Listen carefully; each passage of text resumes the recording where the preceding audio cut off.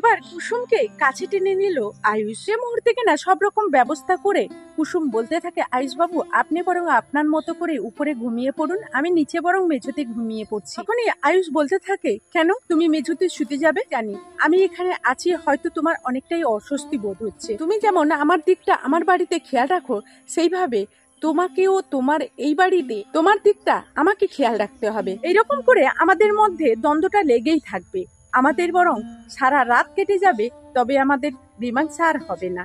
তাহলে এত তর্ক না করে কুসুম চলো বরং আমরা একসঙ্গেই ঘুমিয়ে পড়ি। তখনই কুসুম বলতে থাকে, একদমই না, আপনার স্ট্যাটাসের সঙ্গে আমার কোনো কিছু মিল নেই, তাই কালকের আপনার সঙ্গে শোয়ার দুঃসাহসটা দেখিয়েছি।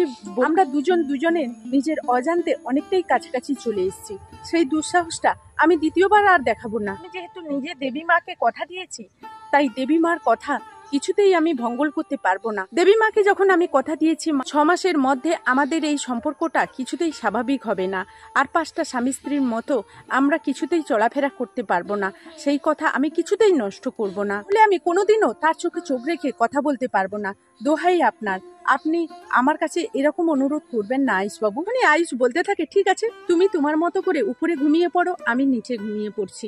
তখনই রীতিমতো ঝগড়াঝাটি করে যখন আয়ুষ কুসুমকে মানাতে যায়, ঠিক তখনই কুসুমকে আয়ুষ কাছে টেনে নেয়। কুসুম আয়ুষের এতটাই কাছে চলে আসে, তখনই কুসুম বলতে থাকে, আয়ুষ বাবু এইরকম করে টেনে আমাকে এতটা কাছে কখনো আনবেন না, কারণ পরবর্তীতে আমি যদি আপনার ভালোবাসায় পড়ে যাই, আপনাকে ভালোবাসতে শুরু করি, তাহলে পরবর্তীতে অনেক কষ্ট পাবো। পরবর্তীতে আমার মনের বিরুদ্ধে হলেও আপনাকে আমাকে ভুলতে হবে, সেটা আমি করব।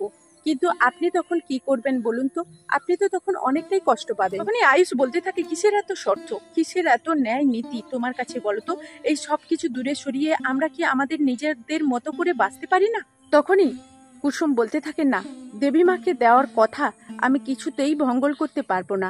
অন্যদিকে ইন্দ্রাণী গাঙ্গুলি যখন দেবলীনার মুখ থেকে কুসুমের সম্বন্ধে এইরকম নোংরা কথাবার্তা শুনে বাড়ি ফিরে আসে এবং সেখানে এসে আয়ুষ আয়ুষ বলে চিৎকার করতে থাকে, ঠিক তখনই সেখানে দীপালি বেরিয়ে আসে। আর দীপালি এসে বলতে থাকে, আসলে ম্যাডাম আপনি আয়ুষ বাবার খোঁজ করছেন? আসলে আয়ুষ বাবা তো আজকের বাড়িতে ফিরবে না, আজকের ওর শ্বশুর বাড়িতে ও থেকে গেছে, কালকে সকালে একেবারে কুসুমকে নিয়েই বাড়ি ফিরবে। কর্তাবাবু ফোন করেছিল, সে রীতিমতো জানিয়েছে যে ছোটর কথা রাখতে গিয়ে সে আজকের রাতে কুসুমের বাড়িতে থেকে গেছে।